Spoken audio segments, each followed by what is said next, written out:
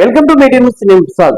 అధ్యక్ష, మా కల్వకుర్తి ప్రాంతానికి నీళ్లు ఇవ్వండి. ఇది ఎవరో అనలేదు, కల్వకుర్తి నియోజకవర్గ ఎమ్మెల్యే కసిరెడ్డి నారాయణ రెడ్డి గారు అసెంబ్లీలో మాట్లాడారు. కేఎల్ఐ ప్రాంతం నుంచి కల్వకుర్తికి రావాల్సిన నీళ్లు కాలువ దాదాపుగా 100 కిలోమీటర్లు ఉంటున్న సందర్భంలో కల్వకుర్తి ప్రాంతంలో ఉన్న రైతులు పంటలు ఎండిపోతున్న సందర్భంలో కల్వకుర్తి ప్రాంతంలో ఉన్న కాలువకు నీళ్లు వదలండి, మా రైతులకు నీళ్లు సకాలంలో ఇస్తే పంటలు చేతికొచ్చాది.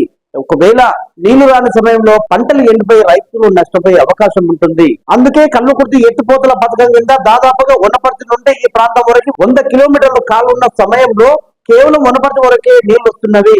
అక్కడ నుంచి బుద్ధారం దగ్గర అక్కడ గండిపడి నీళ్లు అటు వెళ్లిపోతున్నాయి. ఇక్కడ కాలువ ఎండిపోయింది. దయవుంచి కల్వకుర్తి ప్రాంతంలో ఉన్న రైతులు పంటలు ఎండిపోతున్న సందర్భంలో కల్వకుర్తి ప్రాంతానికి నీళ్లు వదలండి అధ్యక్ష అని కల్వకుర్తి ఎమ్మెల్యే కసిరెడ్డి నారాయణ రెడ్డి గారు నిన్న సభలో మాట్లాడారు. సో ఈ ప్రాంతానికి ఈ సభాముఖంగా ఇక్కడ మంత్రి గారికి అట్లాగే సభ దృష్టికి తీసుకెళ్తున్నాను. అధికారులకు మీరు కొన్ని వాళ్ళు చెప్పే కార్యక్రమం చేస్తే మా కాలువకు నీళ్లు వస్తాయి. నీళ్లు రావడంతో రైతులకు కొంచెం సకాలంలో నీళ్లు వెళ్తే ఆ పంటలు చేతికొచ్చే ఆలోచన ఉంటుంది. సో కల్వకుర్తి ప్రాంతాన్ని ఆదుకోవాల్సిన అవసరం ఉంది అని అధ్యక్ష అని కసిరెడ్డి నారాయణ రెడ్డి గారు చట్టసభలో మాట్లాడే సందర్భం తీసుకొచ్చారు. చూసిన మీటింగ్ సార్.